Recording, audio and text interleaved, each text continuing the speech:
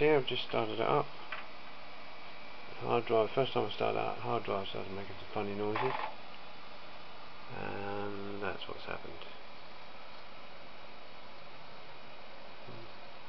So it was running fine in 1 minute and then it just stopped working. That wasn't the message it said come up there. It said something was missing. So let's just rearrange this. The first thing I would do would be to take out this old 80-pin cable and replace it with one I made earlier.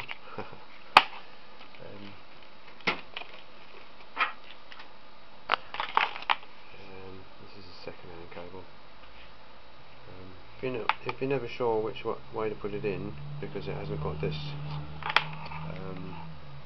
little key here that prevents you putting it in the wrong way, if you notice these little rails here, they're on the same side as that key. So when it hasn't got that key, just look for the rails.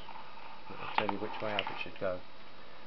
But generally the pin number 1, which is the red line that goes down the side, is always next to the power supply on the hard drive. That's another rule of thumb. They're written in stone. It's never different, except on floppy drives, and you have to reverse it on floppy drives. Floppy drive leads, that is, the IDE. Right, that's a 40-pin cable. Let's see what we get there. See if we get anything better.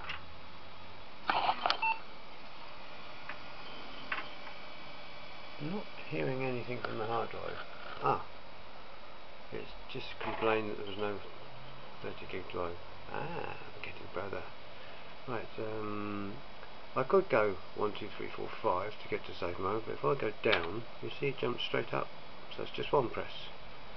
Double click twice.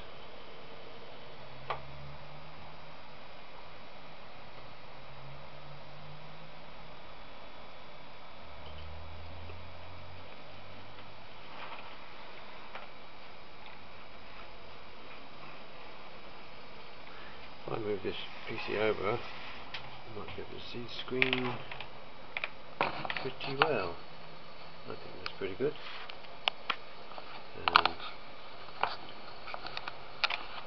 Tilt this up a bit so the screen's square. Not that it matters. Right, what I'm going to try and do now, is as long as it doesn't do anything else, is run a scan disk, or a check disk, as it's now called in NTFS. Scan disk, if you're around in the Windows 95 and 98 days, it was pretty self-explanatory when you watched it going through, because you saw all these little cubes which represented sectors on the hard drive. Different bars, there'd be different colours where they're accessing, reading and writing, moving data. Pretty cool. Anyway, I'm going to go for, if I can find the mouse. That's not it, that's not it, that might be it. No, that's not it either. Not that one. No, not that one either. It's over here. Over here. Oh, there's a password. I wonder if it could be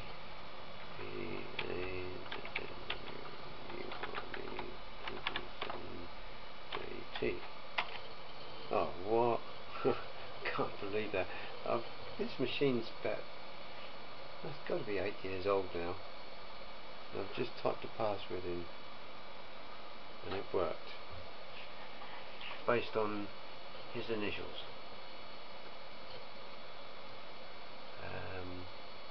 Which is a pretty safe bet, really. It's just so old, this machine, I didn't think I was doing it that long ago.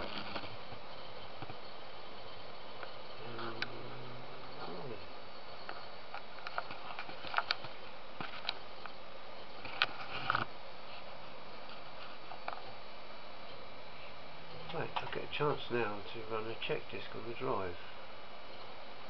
Because with the other lead in, it wouldn't even fire up. So we'll do the second drive first. No, I mean we'll set the first one first because it won't be able to do it anyway.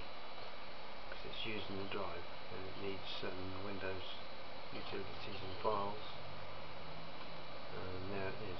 this check could not be performed because the disk check utility needs exclusive access to some Windows files on the disk.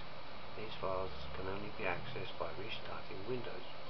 Do you want to schedule that? Yes, of course we do. Okay, and now we do the second drive. This is one I do. I always separate the drives out, so you've got two partitions, and even if his drive had crashed, all his stuff's there. All his registry restore files, favourites, anything he puts on the desktop, which not much on there, a couple of files I'll let him have, how to run a restore program, and how to run check disk. Two fundamental things that you need to know how to do, especially if you want your PC to last quite a while. I don't know what that is, Specky. Never heard of it. Anyway, I digress. We need to do a check disk on this drive. Properties, tools, error checking, which is disk check basically, or check disk. They leave the vowels out for the command, so it's chk, dsk, gap, /r if you were doing it from a command prompt, which we could quite easily do, but it wouldn't incorporate these two, which is processes 4 and 5 out of 5 operations. Quite often when you shut your hard drive down, Windows starts up similar to this blue along here, and it runs, you see a lot of number crunching going on and files jumping up through the window. That's running a check disk because the drive was shut down what he considers to be illegal. It just means it locked up and you had to press the button to stop it, to shut it down because it had locked up. So and that would only do the data structure.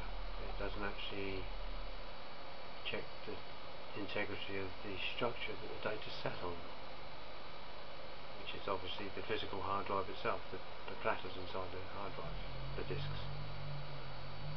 And 4 and 5 operation actually checks them for errors and then goes back and attempts to fix those errors, the physical errors on the drive. It's a must. It's as important as making sure you've got oil and servicing on your car, oil in your engine, and taking your car in for service once in a while. I mean, this 6 years old since the last time I've done it. It'd be tantamount to him driving around in his car, stroke PC, around the world for the 6 years without ever going into a garage to top up with oil or get it serviced. So obviously at some point when a car engine does dry up, the oil dries up, you get its seized engine, and the damage, if it's left too long while you're driving it, is irreparable. So you have to change the engine. And same with hard drives. You leave it too long, you can try a repair like this, and sometimes it will repair it, and then you go back in and run it again, and it hasn't actually repaired it because it runs through the same process again. It says found and fixed errors, one or more errors. That's what it gives you nowadays. In the old days, ScanDisk used to give you how many errors there were. I don't know why they would do away with a useful utility like that. You can make an informed decision on whether you should get a drive today or next week. So found and fixed one or more problems is not very good. It's not very helpful anyway. Right, this is going to churn for the next probably, if there's a problem with the drive, it could take all night.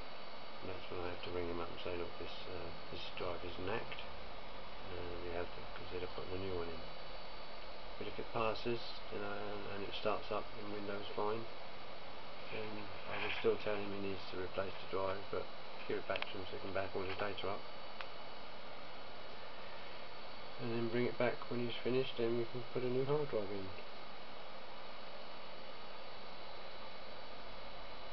Not sure we want to do that because that's going to cost me about £100 by the time I reinstall Windows and reinstall all the drivers and get it internet ready, so software for firewall, antivirus and spyware, anti-spyware.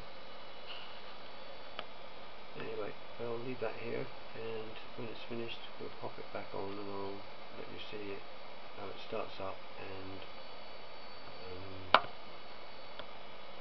picks up where it left off, and we'll then, when it restarts, we'll try and do the check disk on the C drive, which is the most important drive because that's what runs Windows. This drive we're doing at the moment is purely for data, and it keeps your data safe away from Windows, which is always a good thing. Right, bye for now.